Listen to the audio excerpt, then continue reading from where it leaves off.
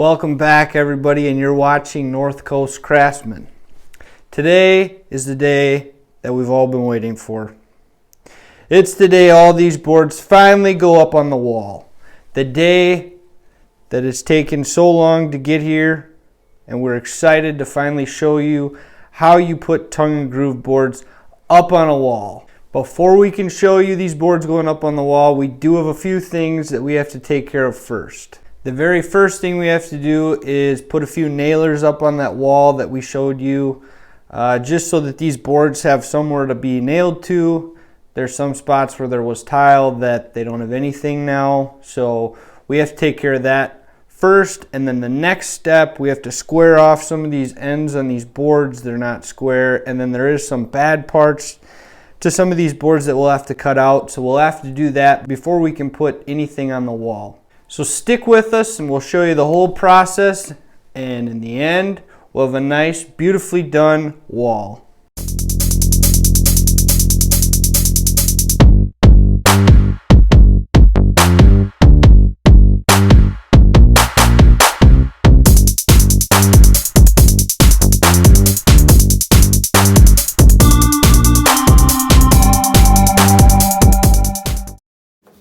I'm going to teach you guys a little trick today that I bet you didn't know.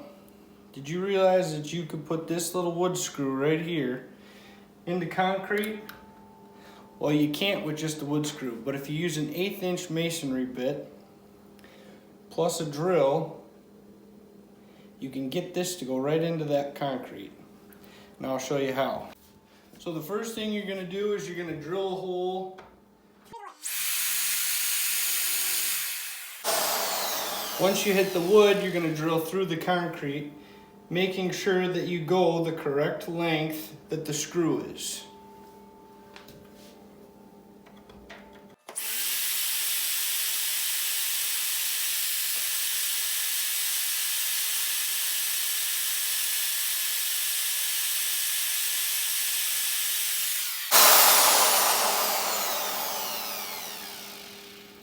Oh, we got to go a little bit further yet.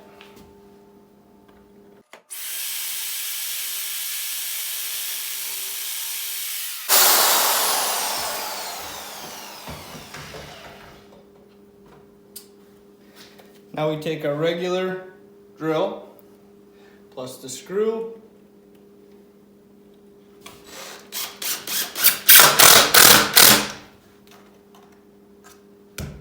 solid. So now we're going to take a runner that goes up this way, a runner that comes down here, comes off that, and comes off that, and then one that comes down there. So we'll screw all those in too, and when we're done with that, we'll get right back with you. Well guys, the first board is on, and I'm sure some of you are probably wondering, why in the world are you putting it in the middle of the wall? Well, if we went off the floor, we don't know that the floor is level. So if you go off the middle of the wall, right here, you can put a level on this. We know it's level, and we also want the board to come up right where this fireplace opens up. So if you start here, it makes the most sense, because this is where you want to run a straight line, is right here on top of the fireplace. So if you start on the floor, there's no guarantees that all of your boards match up and you can start going straight across once you get to this point. Or if you start at this point and go all the way up to the ceiling and then come all the way down to the floor, you'll know all your lines are going to look right.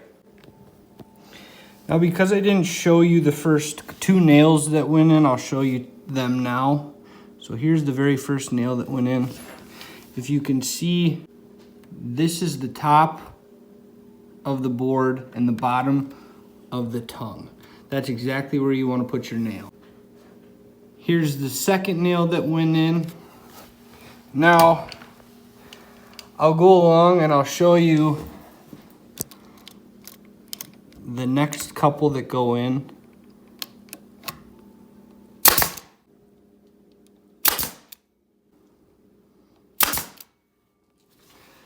So as you can see, all these nails are right at the bottom of the tongue and the top of the board. So as you can see here, we have the first row put on and finished. We have a seam right here. Now the key with this is to line up the bottom part of the tongue. And then just make sure this is level from there, and you'll have a perfectly level row. And we'll come back and we'll show you how to put your next board on. Now the key is you're gonna wanna vary all your seams. And in some walls you won't even have a seam. The only problem with ours is it's a 12-foot wall and we couldn't buy 12-foot boards. So we have to have a seam somewhere. So my plan is to vary our seams. That way it kind of looks like what a floor would look like. You'll be able to see all these seams. And it should look pretty good. So guys, we've come to the second board, and already something that is pretty common with tongue and groove boards has happened, where these tongues and the groove don't quite want to line up. So what you do is you take a piece of scrap that you've already cut off, you put that on there,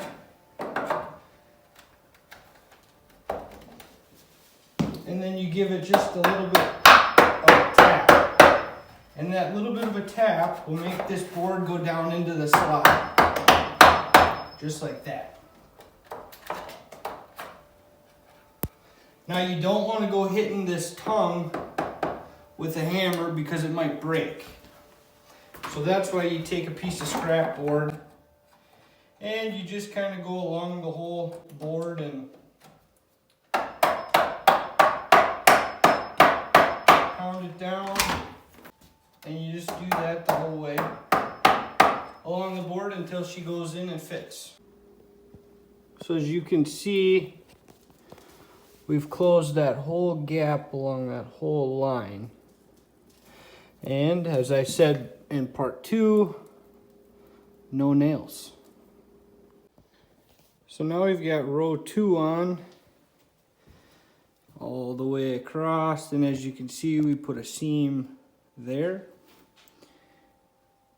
and there, and so the seams are going to be sporadic like I told you, and that should make everything look a little bit more like flooring so that you can't really tell there's seams.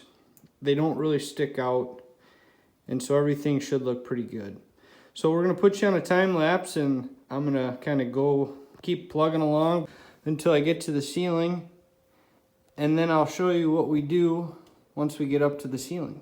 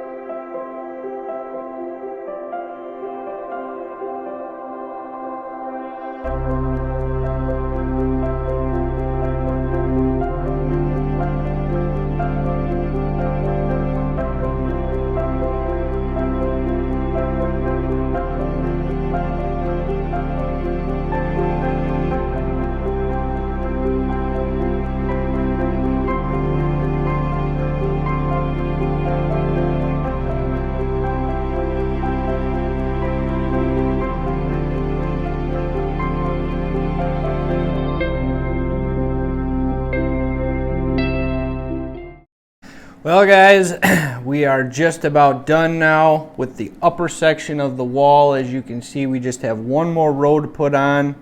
I want to explain to you now what the last process is for finishing up this wall. Everybody's process may be a little different because of the width of your boards and where you're at on the top wall. So I just kind of want to explain how the next process works. So here guys, as you can see, we have one row left to put up. Now once that one row is put up, we'll have about an inch of gap between the last row and the ceiling. So we don't have to cover that inch because the trim that goes along the ceiling all the way across will cover that empty space. For some of you, you do have to worry about that little piece because your trim piece isn't going to be big enough to cover all the area. So what you guys are going to want to do is you're going to want to take one of your boards and you're going to rip it down to whatever length you feel comfortable with. So let's say you put a 3-inch trim board around the whole frame.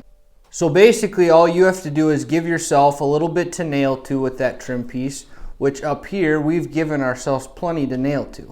All you have to do is make sure that your trim covers the area that's left open. So we're going to get that last row put up, and once we do that, I'll show you the beginning of starting the bottom parts, and then we'll put you back on a time lapse and we'll come back to you when we're all finished.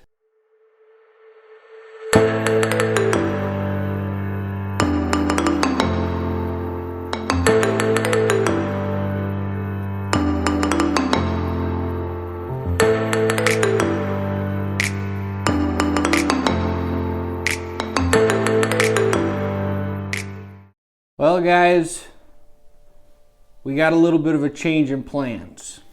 So what we're going to do is we're going to tear this lower section off on both sides,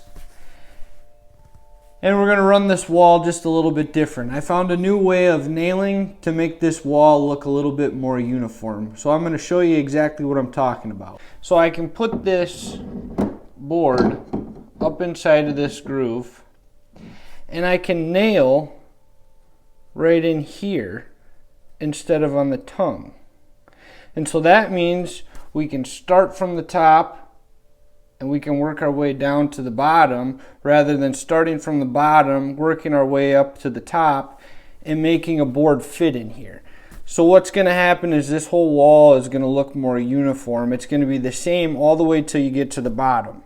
And then you can take that board and make it fit at the bottom because your trim's going to cover it up on the bottom. So in doing this, the whole wall is going to look a lot better. You're not going to have a splice running through the middle of your wall like we have right now. So we're going to get after it here. We're going to tear this wall down and we're going to put it back up.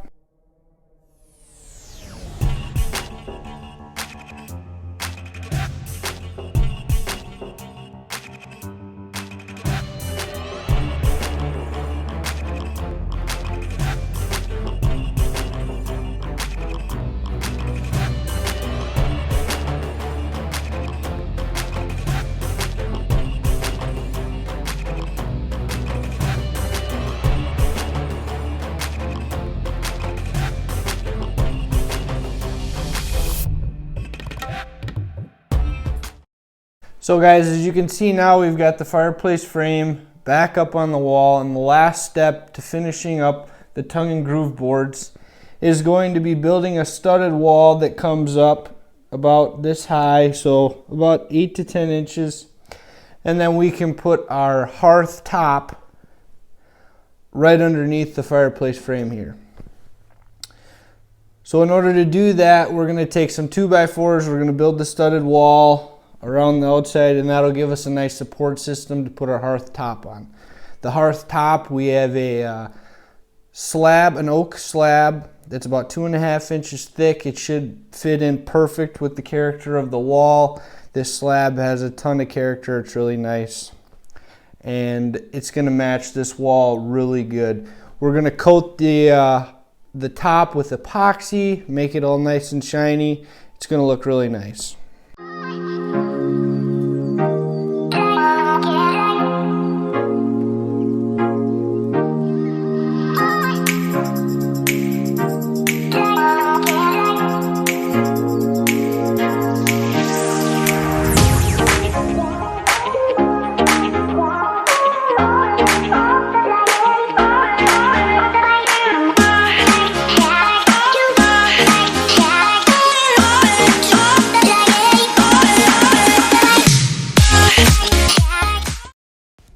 In this time lapse, I am fastening the slab onto the studded frame that we just built.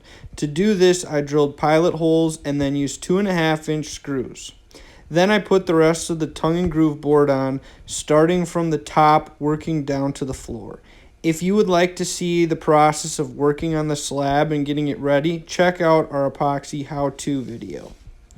After that, we begin trimming out the wall, starting on the sides and working our way towards the middle so that when we are finished trimming, no end grain shows on the entire wall. Our next step is to rehang the existing mantle and the wall will be finished.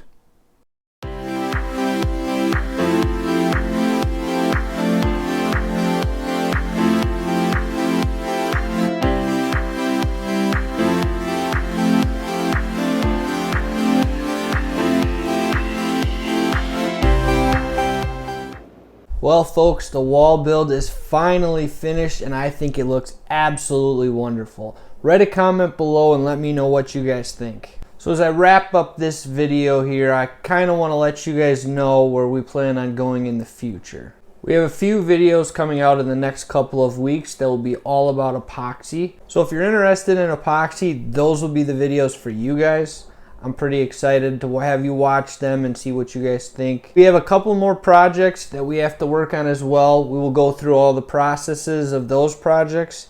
But what I want to know is what you guys want to see. I want to let you guys have the opportunity to tell me what you guys want me to do to entertain you guys. So leave me a comment below. Get in touch with us on our Facebook or Instagram page. That's where you'll be able to get a hold of us. We look forward to hearing from you guys. With that being said, I hope you guys enjoyed our wall remodel process. We had a lot of fun doing this project.